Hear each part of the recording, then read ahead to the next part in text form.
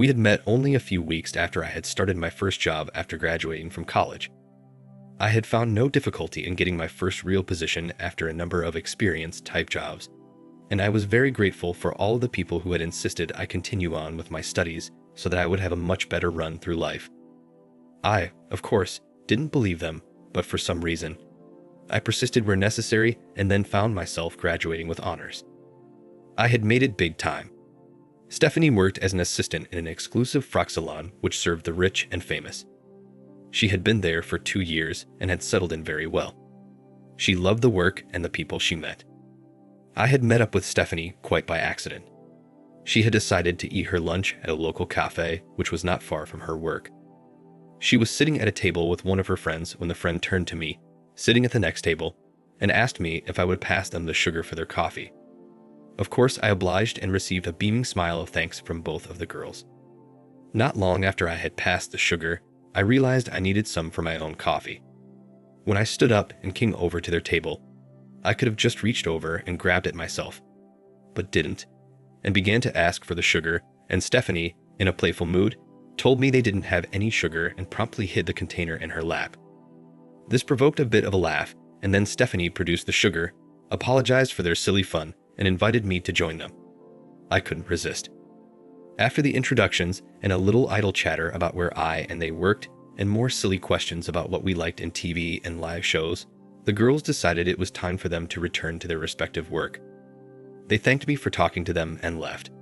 I couldn't help but watch them go with just a little flutter in my heart. I had really enjoyed their company, even for such a short time. As I stood up to return to my work, I noticed a small plastic carry bag which Stephanie had been looking into while we had been talking. I realized she had left it under the table. Luckily, I remembered where she was employed, and with a few minutes left before I was due to return to my work, I was able to hurry to her shop. She was surprised to see me, to say the least. She was even more surprised when I asked her if she had left the carry bag under the table. She was quite shocked to think she had been that silly and thanked me profusely. She said she must have been distracted because she rarely did silly things like that. After returning the bag to her, I turned to go back to my work.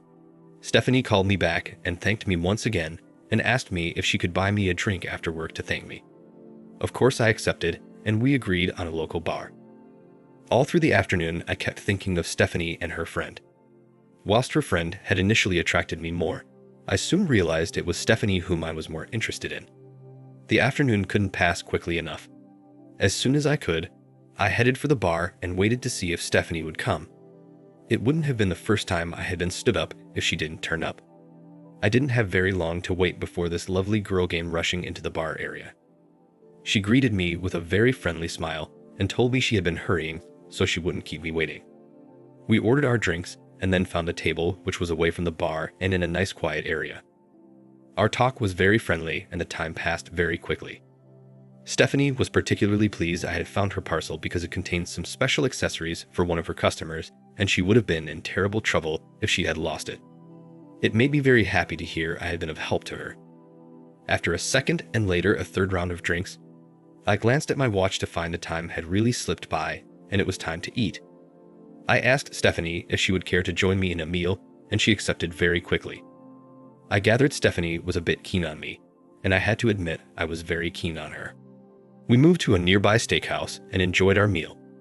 We were very friendly by the time we had finished our meal, and when I asked Stephanie where she lived, she told me she had a flat nearby.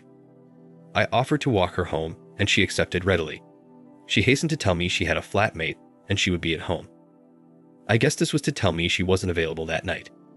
Anyway, we walked the 5 blocks and hardly noticed the distance at all. About halfway along the journey, Stephanie slipped her hand into mine, and we held hands for the rest of the way. When we reached the front of her building, she turned to me and told me what a wonderful evening it had been. She moved towards me, gave me a hug, and when I leaned over to kiss her, she didn't move back. It was only a light kiss on the lips, but I suddenly felt $1 million.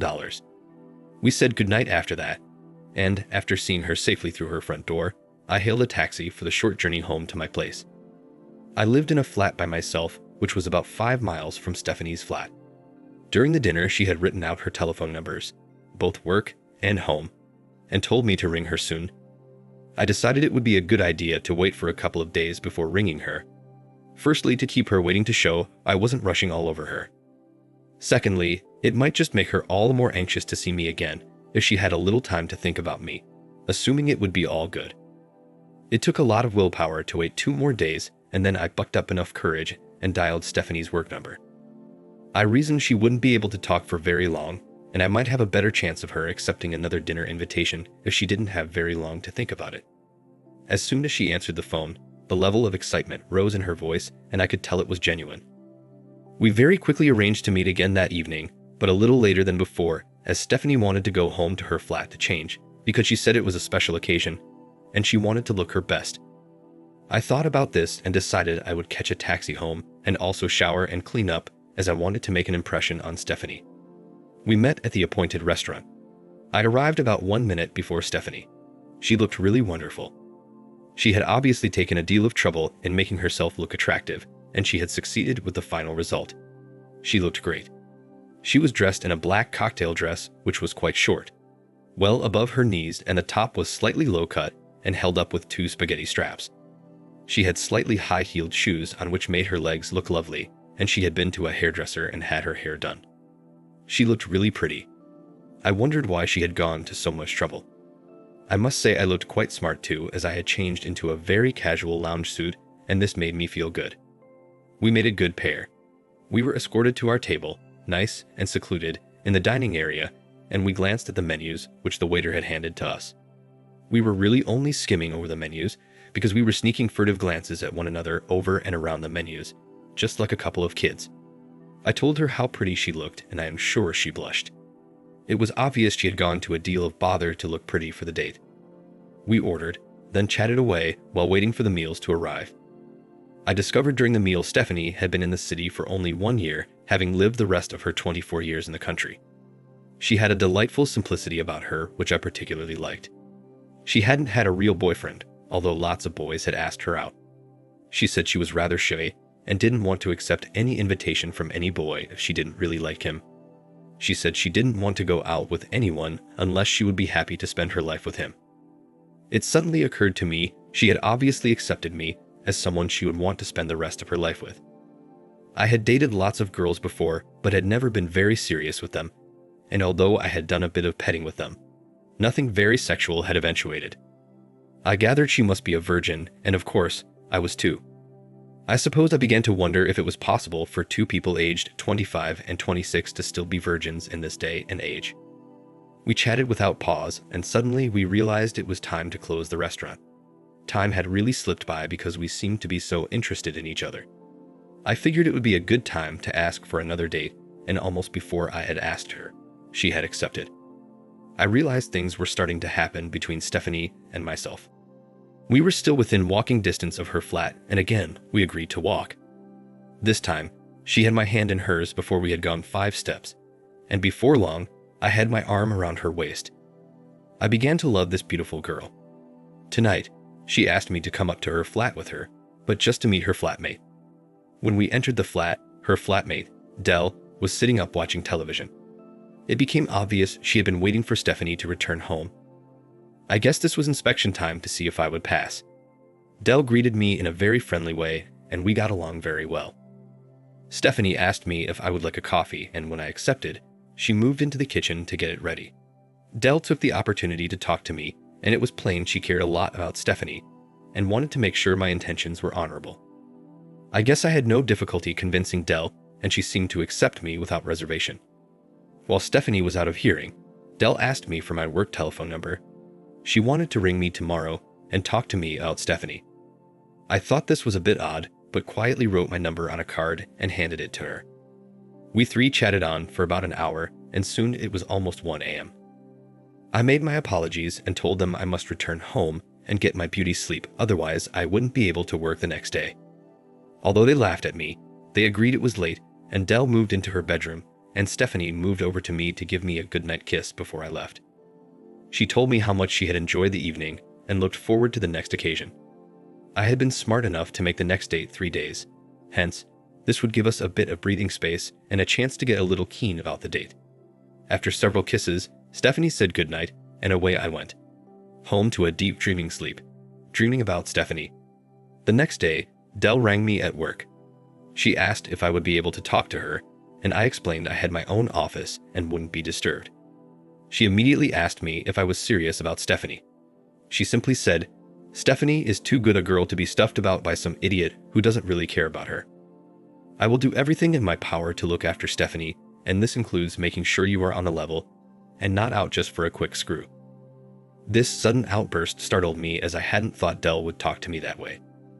I soon realized Dell was deadly serious and really thought a lot of Stephanie. I told her just how much I cared about Stephanie, and I was only interested in a long-term relationship if Stephanie felt the same way about me. She told me Stephanie was head over heel in love with me. I became quite excited about this and told Dell I felt the same way. I thanked her for her concern about Stephanie and assured her I would only treat Stephanie with the greatest respect. I felt she was the one for me, but it would take the two of us to tangle. Dell accepted this and wished me well. It appeared she had known Stephanie since kindergarten, and they had looked out for each other since then. The only other thing Dell said was, she had been surprised I hadn't tried to sleep with Stephanie last night because it was so late. I simply told her I wasn't that sort of a person and was prepared to wait for the right time. She told me I had done the right thing. The next 6 dates went wonderfully, and we could both see a true love blossoming between us. It was on this last date that we really committed ourselves to one another and agreed we would be together for a long-term relationship. It would be simple to say we continued to see each other on very regular occasions, and the relationship became deeper, but we still resisted making love together, as Stephanie had told me she wanted to wait, at least for the time being. After 6 months of continually meeting and talking and doing a little bit of petting, I proposed marriage to Stephanie, and without any hesitation, she accepted. We set the marriage date for 6 months. In the next 6 months, Stephanie took me home to meet her parents and the rest of her family. She had a wonderful family, and I was really made welcome in their homes and accepted as one of the family. Stephanie was thrilled at how well I had been accepted, and this deepened our love. I also took Stephanie to meet my family, and they accepted her just as well. I guess we had ideal families, and it looked as though we were set for the wedding. The wedding wasn't a huge one, just our families and a few friends. And as soon as the ceremony was over, we moved to the reception and enjoyed a great meal with everyone. During the reception, Dell, who was Stephanie's bridesmaid, pulled me to one side and told me how excited she was at the way I had treated Stephanie. She told me she thought maybe at the beginning of the relationship I was just a go-getter and was out to just make use of Stephanie. She gave me a great hug and told me she loved me for what I was doing with Stephanie. It was obvious they were very close, and although Dell wasn't happy I was coming between them, she accepted me, and that was that. Our first night was wonderful. We found our two bodies and explored every part of each other. We made love, and, apart from the initial pain when I popped her cherry, we found it was worth waiting for. We went on a honeymoon, and although we went to a number of resorts during our travels, we didn't see much of the sights as we were too busy making love with each other. This was real love. On our return from the honeymoon, we moved into my flat on a temporary basis until we found another more neutral place to stay. We wanted a place of our own, not one which one of us was familiar with. After a couple of weeks of hunting, we found a delightful place to live and began to settle down to married life. Sex was wonderful. We were both quite inexperienced to begin with, and we even bought a manual so we would be able to learn more about love and sex. This worked very well. We were still very good friends with Dell, and although she missed Stephanie a great deal, she always kept that to herself. Our home wasn't very far from Dell's flat, and we saw a deal of her. It wasn't a great surprise when one day, Dell told us she had found herself a man and she was in love. We were very happy for Dell. Our first 2 years went wonderfully well. Stephanie and I still worked at the same places and everything was going along smoothly. Stephanie was now managing not only the shop she had been working in, but we had bought another similar business in another suburb, not far from where we lived, and now we had a fashion shop of our own. The purchase had been with the blessing of the owner of the store where Stephanie had worked, and she even helped us select the store we wanted. Stephanie was working at 2 jobs, but doing them very well. She had a young and very talented girl working in our shop, and she was doing a very good job. Suddenly, trouble reared its head. Stephanie and I were lying in bed, and after making love, Stephanie leaned up on one elbow, looked me right in the eyes, and said, "Darling, I would like to make love to another man." I couldn't have been more stunned if she had hit me with a hammer. What on earth had made Stephanie say that? When I attempted questioning her about why she would want to make love to another man, she simply told me the girl who was managing our store had been talking to her and had been telling her how wonderful it was to make love to different men. Colleen had told Stephanie she didn't know what she was missing out on, and she should at least try it with at least one other person because she would soon know what was missing. I couldn't believe what Stephanie was saying. Why was she taking any notice of Colleen? What could she possibly think would be different? Now I had to quickly think how I could stop this silly talk. Over the next month, Stephanie kept on and on about wanting to make love to another man. Nothing I could say to her seemed to have much effect on her. I decided to visit Colleen at the shop in the hope I would be able to change her mind and get her to convince Stephanie it wasn't a good idea.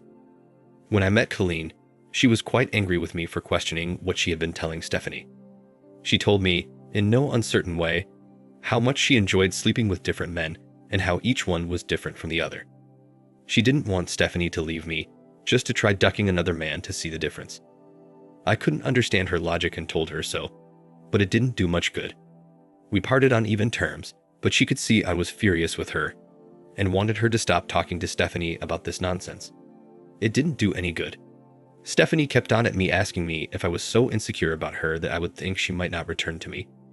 Although I told her this was not the case, I couldn't convince her about the perils of adultery and what else could go wrong. I told her about disease and other problems, but it did very little to convince her. She still wanted to try another man. Colleen had done a good job of changing her thinking and nothing I tried seemed to work. I rang Dell and explained to her what was going on. She was shocked and hardly believed me. She told me she would meet with Stephanie as soon as possible and change her mind. Dell told me Stephanie was an idiot to be thinking like she was. I had an anxious time waiting for Stephanie to return from talking with Dell. When she came in, she was quite flushed and told me she had had a fight with Dell and then had ended up exchanging very unpleasant words. She told me I was a low creature for telling Dell what she wanted to do, and now everyone would know what she wanted to do. I couldn't understand her logic. If she didn't want anyone to know what she was doing, why on earth was she doing it anyway? I think the heated words with Dell had made her all the stronger in her resolve, and she told me she was making preparations to go ahead and try another man. And that was that. It was now final. I had failed. 2 more weeks went by, and I was anxiously watching Stephanie to see if there were any signs she was planning to go ahead with her idea. We were still making love almost every night and sometimes during the day on weekends, but this still didn't seem as if it would change her mind. I loved Stephanie just as much as I had before we married, but I wasn't sure how I would handle it if she actually slept with another man. Maybe this would be the end of us. I hoped not, but I couldn't get my head around the thought of her with another man. The dreaded conversation began on a Thursday evening after she had come home from her work. She began to prepare our evening meal when she suddenly stopped and simply said, "I have invited a man to come here to our house tomorrow evening, so he can fuck me.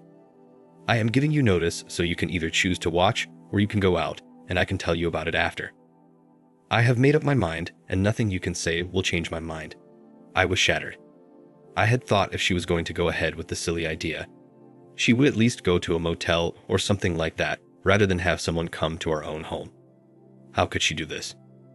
Incredibly, she continued preparing our meal, and we ate it together in silence, although she did chatter quite a bit about everything except the next night. I couldn't find anything to say. I just remained quiet and didn't enjoy my meal at all. After we had cleared everything away and settled down to watch television for a while, she sat next to me on the couch, placed her head on my shoulder, told me she loved me, and hoped I would be able to understand what she was doing and accept it. What a chance. She waited until the program was finished and then took me by the hand and pulled me to the bedroom where we undressed ready for bed. After we had visited that bathroom and were ready to jump into bed, Stephanie moved over to me, told me she loved me, and wanted me to make love to her now. I asked her how she expected me to feel, seeing she was going ahead with her plan to sleep with another man on the next night. She told me it was a learning experience for her and she loved me. Again, I asked her to reconsider her thinking, but she told me she was going ahead with her plan no matter what I thought about it. That was that. I couldn't sleep at all. I spent the night tossing and turning, wondering just what would happen next night. In the morning, I again asked Stephanie to reconsider, but again she refused. She told me she had arranged to leave the shop early and would come home and prepare herself for the man. She asked me if I wanted to watch her with the man or go out. I had tried to think about this all night and couldn't make up my mind. I didn't want to leave her with some man I didn't know, but could I watch her with another man? I still wasn't sure. I asked her what she thought, and she said, "Of course, I would want you to watch me duck another man. I would much rather you be there and see me than to not know what was going on. After all, I love you and want you forever." I guess the die was cast. I would be watching my darling wife with another man. For the first time, I asked her who the man would be. She simply said, "His name is Will, and I made contact with him through Colleen. She says he has been her best lover, but now she has found many other men who were just as good." I tried to work during the day, but my constant thoughts were of Stephanie and how I could possibly stop her from this foolishness. Early in the afternoon, I rang the showroom, but was told she had left earlier. This means she must be at home already making preparations for tonight. I couldn't concentrate, and so I told the staff I was taking an early break and would see them next week. I headed for home immediately. When I opened the front door of our place, I couldn't see Stephanie and wondered if she was really at home. When I wandered towards the bathroom, Stephanie opened the door and, having just stepped out of the shower, was standing in front of me. She asked me how she looked. I have always felt strongly that Stephanie has the most beautiful body, and so I told her so. Stephanie is tall and beautifully proportioned for her height. It is obvious I am totally in love with my Stephanie, but now I am having great doubts about what I will think tomorrow. I again pleaded with Stephanie not to go ahead with this stupid idea, but no matter what I said, she simply told me she was going ahead with it no matter what. What a change, Stephanie. I just cannot understand why this change has been so dramatic. I again pleaded with Stephanie to forget the whole idea, but she said her mind was made up. She was dressed in a nice black mini dress, which resembled the very first dress she had worn when on our first date. I asked Stephanie if she realized I would probably leave her if she went ahead with her silly idea, but she said she didn't think I would be that silly. Well, I would show her. At precisely 7 p.m., the doorbell rang, and it was easy to see Stephanie was becoming very excited, and I could see a slight twitch in her face as she turned to look at me. She opened the door, and in stepped a 6-foot man, handsome and well-presented, but a big man just the same.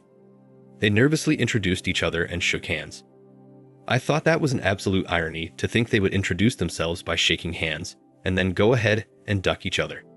Stephanie tried to introduce Will to me, and out of politeness only, I nodded to him, but then told him in no uncertain manner that I thought what he was doing was totally wrong, and he should leave immediately. I left the bedroom and moved to the junk room where we kept anything of value, but not wanted at the moment. I retrieved 2 suitcases from the mess and returned to the bedroom.